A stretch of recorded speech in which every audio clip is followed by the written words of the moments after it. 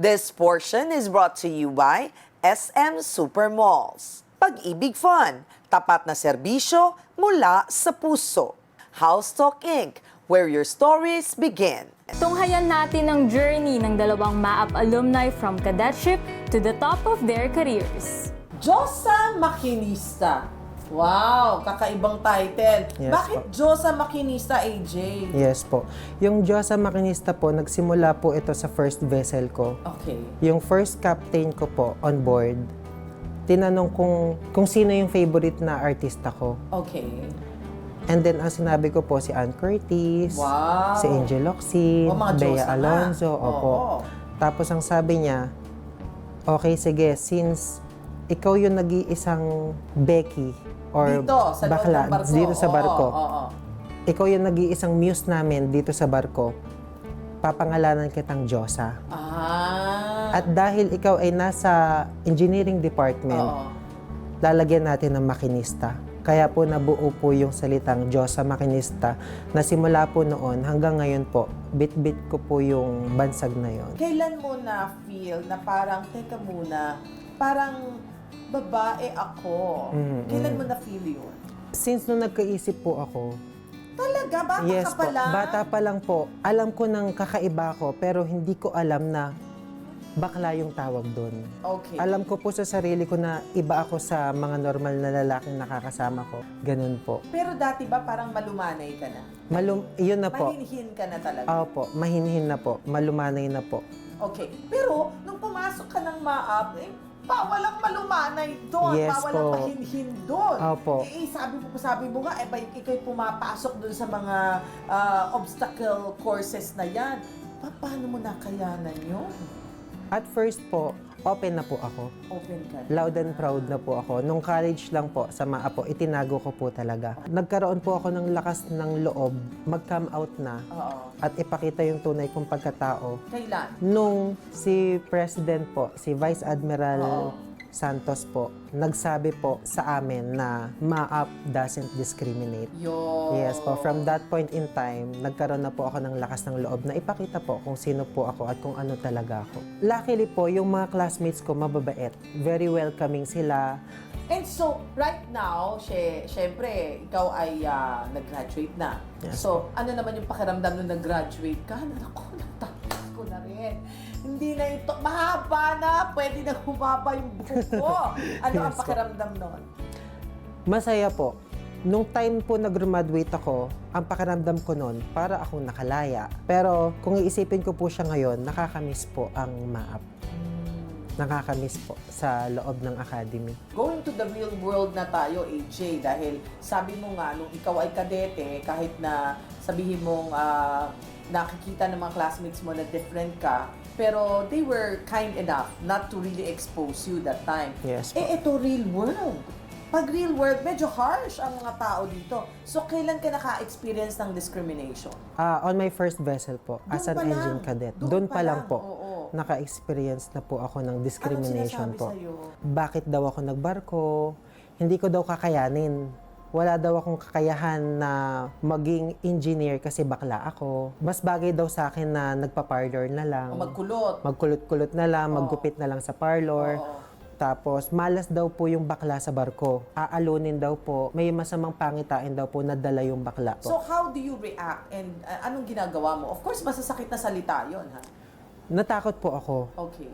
And then yung takot na yun, bumuo siya ng isang suko. Parang gusto ko nang sumuko that time. Kasi po, doon na po ako kumakain sa cabin ko eh. Hindi na po ako sumasabay sa karamihan. Okay. Doon na po ako kumakain sa sarili kong kwarto.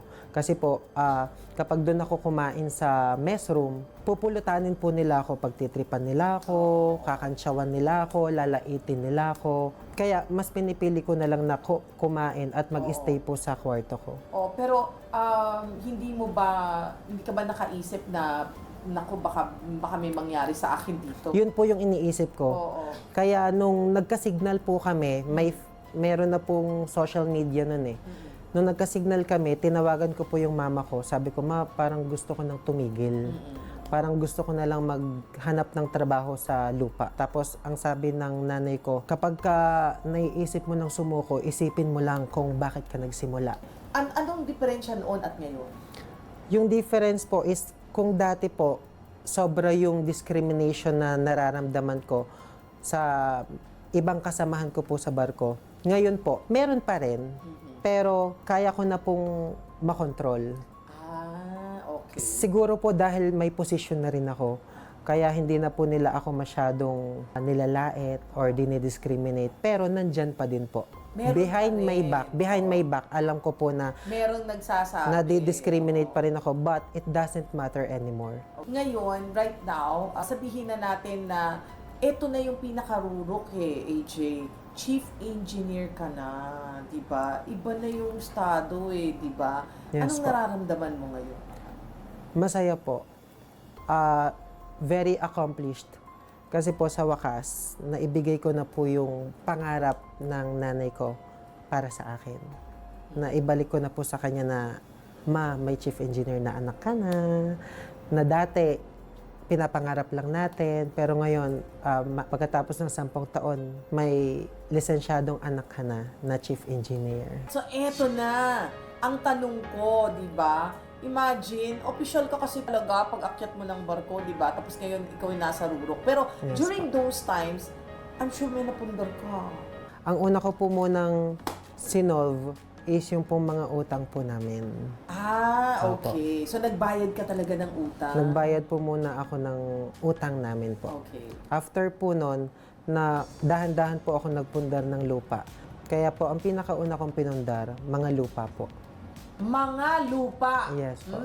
Not just one, but mga lupa. Opo, Ibang mga klase lupa haba po. hair mo.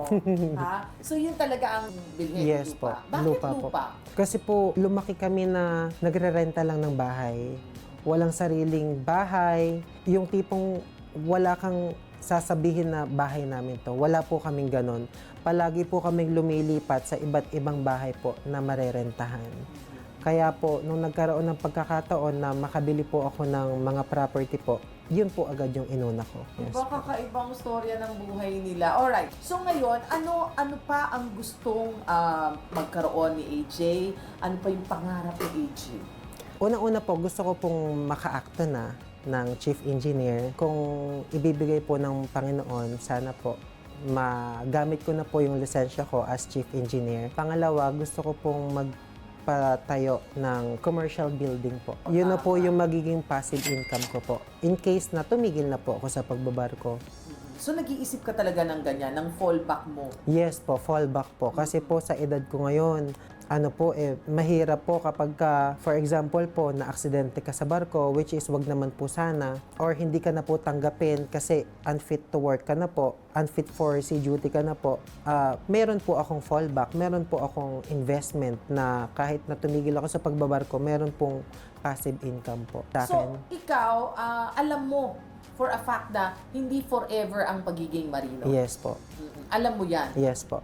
Kaya po habang bata pa po ako, habang kaya ko pa, inuumpisahan ko na po yung pag-invest sa mga lupa at sa commercial building po. Ibang klase talaga ang pagbibigay halaga niya sa kanyang nanay, no? Yun ang Apo. talagang naging inspirasyon mo, nanay mo at yung kapatid mo na nagpo-push sa'yo, di ba? Apo. Ang inspirasyon ko po is ang buong pamilya ko po. Kasama po yung stepfather ko po, si Dadudes. Most especially, yung nanay ko po. Oo. Kasi po sa kanya ako humuhugot ng lakas para magpatuloy. Ano naman ang masasabi mo sa nanay mo? Sana alagaan mo lang yung sarili mo. Kasi nandito na tayo. Malayo pa tayo sa posisyon, pero sa pagkakataong to, maaari ko na rin sigurong sabihin na malayo na din tayo. Kaya sanang kapit lang kasi gusto ko maranasan mo pa yung success na makakamit ko. Gusto ko pagka nakamit ko yung success, kasama ko pa rin yung nanay ko. Para maibalik ko sa kanya yung lahat ng sakripisyo at lahat ng hirap na ginawa niya para lang matupad namin yung mga pangarap namin. Kasi po yung nanay ko, give up niya yung pangarap niya para sa amin. Binibinbin muna nila, hinuhold nila, hindi muna nila tinutupad dahil mas gusto nilang unahin yung pangarap ng mga anak nila Ganun po yung nanay ko. Sa pagkakataong ito, gusto ko po ako naman yung bumawi at ako naman yung bumuo ng mga nasira o nabinbin na pangarap ng nanay ko po. Para sa sasabihin ko kay AJ, Diyos ang mga kinista, nandiyan na siya, pagbutihin niya na lang ang kanyang trabaho. At sana huwag siyang magbabago sa pag-support sa amin. Tsaka sa Panginoon magbibigay. Yan ang Marino. This portion was brought to you by SM Supermalls. Pag-ibig Fun, tapat na serbisyo mula sa puso. House Talk Inc., where your stories begin.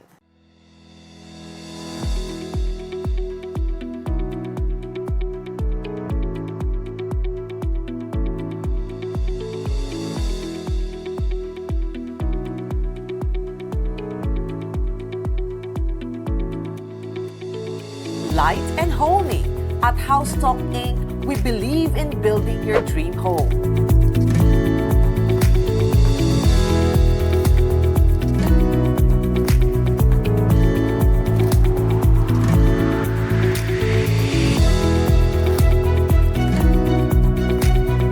Enjoy easier payment terms designed for every Filipino family.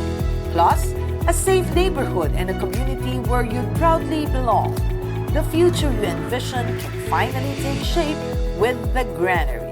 New beginnings start today with House Talk Inc.